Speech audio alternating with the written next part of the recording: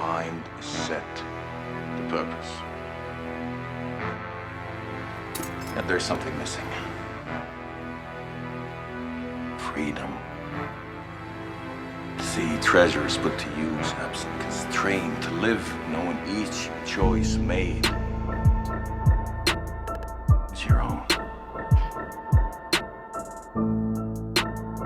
The MV was very different in that respect because it really was a true full production studio. And I can't think of one other instrument made that you could do everything from beginning to end to master. CD burned, red book, qualified edition that you could deliver for distribution. You have piano rolls, you have everything else that you could possibly want in this thing. And one of the most attractive things about this, and I did a video about this, was a quantizing. Another thing too that, you know, when we're talking about the quantize and everything that really separated this from anything else out there was you could have it in record mode or just plain, and you could adjust the percentage of the quantize and everything all in real time. The Cosm effects that are built in on the MV, there's actually a lot of boss effects that are built into the Cosm effect. Which is stuff that you found on a VS recorder. So I plugged this guitar in, I showed him how you could do amp simulations and all these really cool things that you can find like a Boss ME50. It's got the RE201 tape effect built in. It's got the RE201 tape effect built in. It's got the RE201 tape effect built in. It's got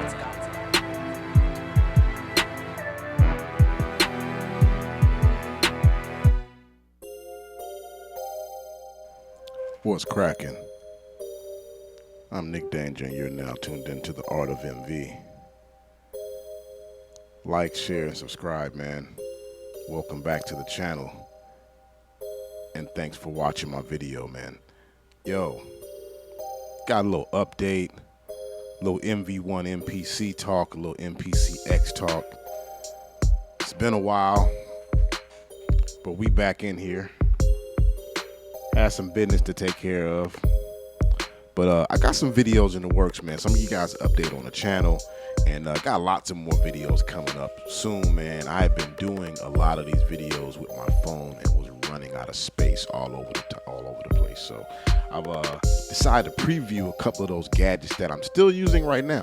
Even at this moment, I'm using a small gadget right here that is a Rolling gadget. So shout out to Rolling Gang out there on the Facebook group and the MV Planet and the official MV 8800 group as well. I do all this stuff from my phone and my iPad, bro. So the picture you're seeing like right here with my thumbs up, that's my iPad. My phone's in front of the screen. Every now and then I'll use both cameras on the phone. We'll see that pretty soon in a couple of my lives, or I'll do the panoramic view. And I'm just pretty good with the software, man, on the apps on the phone. What you can do with an app and an iPhone and the camera is just marvelous on these things now. So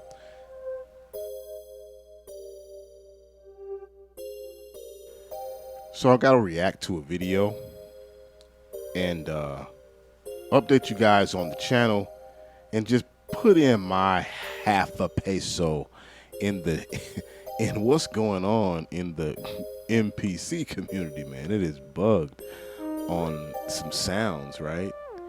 And we're gonna get into it, man. We're gonna get into it. But first things first, man,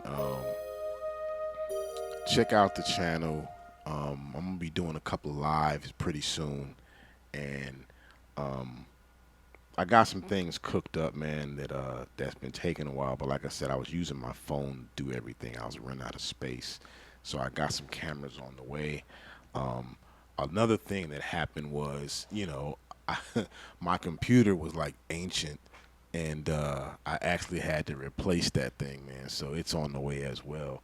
But I still got stuff to do it, man. I just didn't want to take up too much room on my phone anymore. But anyway, let's get into the video, man. So the thing right now is, the thing in the news is the MPC-X, right? the XSE. And surprisingly enough, we've seen this play before, especially us MV users, right? So a bit of history. I actually got my MV when the 8800 had come out a few months before, and I actually got my MV then.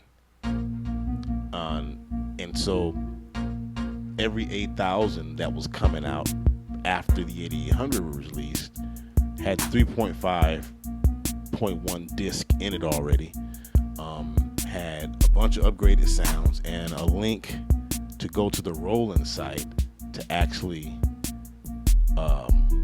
download even more sounds. And they were essentially the same machine, right? But the MV8000 had come out in 2003. So in 2007, they released the 8800, which was just the 8000 with a new paint job, a nifty new color screen, a dedicated pattern button, right? And it did have some mastering presets that the 8000 didn't share. And it was minus the cumbersome disk drive. It was allegedly a little faster, but I don't think anybody said it was fast enough to really say that it made a difference or something like that, right? And this is the exact same play that that Akai or their parent company just ran on the MPC guys. And it's not something that's really bad, right? It's not something that's bad at all. It's just that it's been done before. And so a bit about this company that bought Akai, because a lot of things that are coming up now are also involving like the history of the company. So check this out, right? We're going to come back to this one, but we're going to have to, the whole thing about the sound, we're going to have to double back to this because I got to get to react to this video, and it's regarding the sound as well. And it's a question that comes up in group after group after group. And this guy was able to actually answer the question within a minute and 11 seconds. The whole MV1 Verse Lab versus Akai Professional Products in a nutshell. DJ DyRek Productions, aka Native Shades. Link is in the description to this one if you haven't already seen it, but fair use. I gotta react to this for you guys to really break down how crucial what this guy just said was, right? If I wanted the sample to reverse or whatever, but I would have to go there. So basically what I'm getting down to is the workflow of the Verse Lab as far as setting up your project and everything like that is a lot of button pressing and a lot of navigating and jumping around the machine. So that's a very different kind of thing. Some people don't mind it, but some people do. It's not like the MPC where everything is right in front of you. No, you're doing a lot of navigation on the unit and you're jumping from here to here to here to here to set your stuff up. Once you set it up, it's good. You're good. But it's just that initial setup where you're like jumping all around the thing and you're like, what? Fair use. But fair use. The difference, and listen up, ladies and gentlemen, the difference between the Verse Lab, something like this, and the MPC-1 that you will definitely notice is the sound. This thing sounds so much better than the MPC-1. The Verse Lab has to describe it, it's just a punchy, colorful sound, while the MPC-1 sounds like a DAW. You know what I'm... Bam. He just said the quiet part out loud, right? He just said the quiet part out loud. Okay. Said the workflow, you're bouncing around a lot, you're in the menus, and that's only for you guys who really haven't adapted to this screen back here, because once you adapt to this screen, you don't have to do as much of that, and you can have access to multiple tracks at one time instead of having to go in one screen and out another from track to track, right? But he said the sound. So one has a workflow thing. Okay, I get that. But one has a sound. And now, what is the biggest fight within the MPC community is the sound of the older gear versus the cleaner, more thin sound of the newer stuff. Now, when I say thin, I just mean it's some frequencies that just are not there. It's missing some things. Not that it's bad, because if you're listening to it in some AirPods, that really doesn't matter.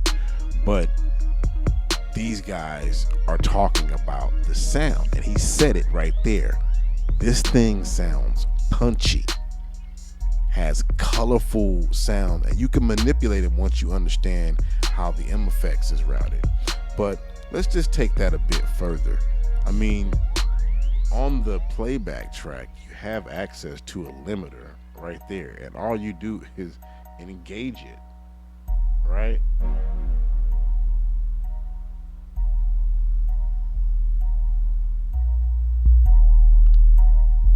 That just added bump to it, just engaging it. I haven't even altered the threshold, release, and ceiling, and did the release sync or anything like that. And that's just the limiter.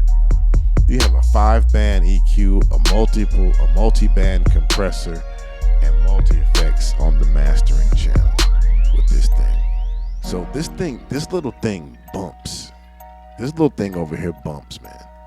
And that is a main characteristic of every MV that has come out. It always has a certain bump to it, right? So one of the things that this is the 8000, that pad is a patch on the internal MV. It's a patch.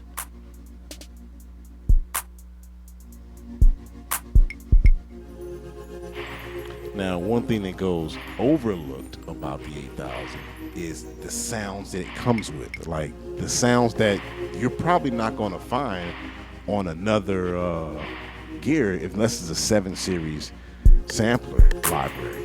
That's probably where a lot of these come from. I'm guessing. I could be wrong now. But I've had several pieces of rolling gear, and though I have had sounds that sounded like these, the MV group, it was a bunch of guys who designed a bunch of synth sounds, and I bought some shit called Analog something, and it had all kind of sounds like this one and the one that I did, the other V2. Lots of stuff that makes this thing just basically a synthesizer. And with the converters on here, which is the argument with the MPCX guys, now we're talking about converters. We're talking about coloring the sound, the sonic output of a unit, right? And that's what both MVs have. So what's the real argument?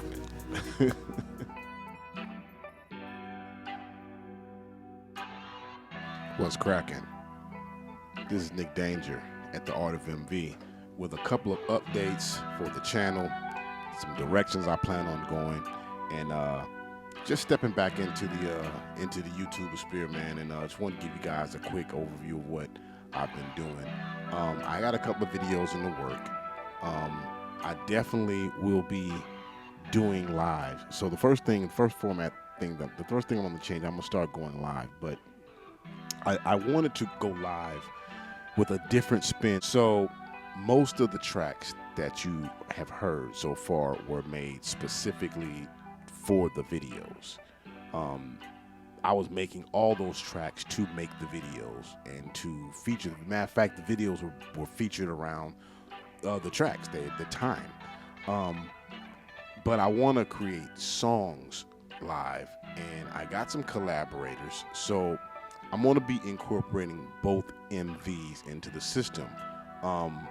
Mostly, I'm going to do some studio touring around my city, where I take my MV1 and do my stuff away from the studio in the MV1, and incorporate the MV1 into a role into the MVP Sound Labs, which is the new name of my studio. Is going to be the MVP Sound Lab.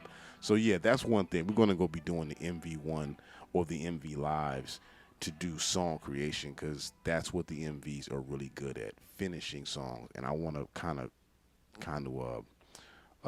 bend more into that.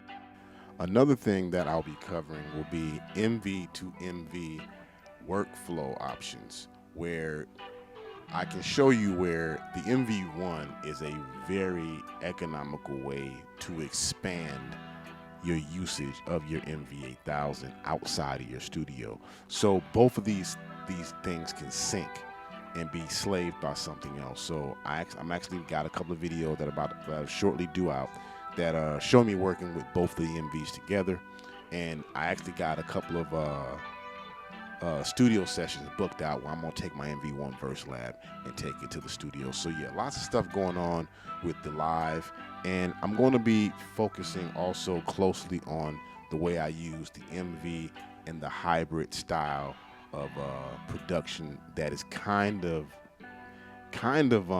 encouraged by the way the MV operates. So stay tuned for that. And yeah, man, we're back on, man. See you soon.